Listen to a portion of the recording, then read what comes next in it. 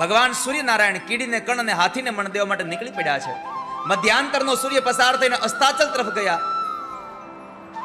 અસ્ત થયો પછી રાત્રિના પ્રહર શરૂ થયા અને રાત્રિના બીજા પ્રહરમાં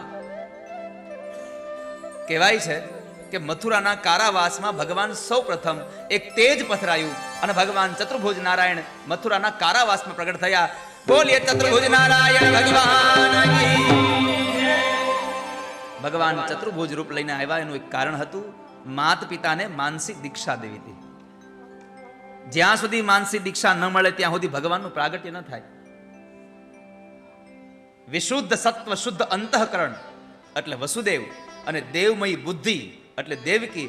અંતઃકરણ શુદ્ધ ન થાય અને બુદ્ધિ દેવમય ન બને ત્યાં સુધી પરમાત્માનું પ્રાગટ્ય ન થાય. ક્યારે વાલા ભક્તજનો, અંતઃકરણની શુદ્ધિ બહુ જરૂરી છે. એટલે ભગવાન એને માનસિક દીક્ષા દેવા આવ્યા છે.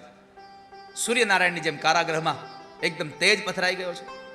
વસુદેવજી મહારાજનું એટલું શરીર તેજમાન થઈ ગયું જાણે સૂર્ય પોતે આવ્યો હોય.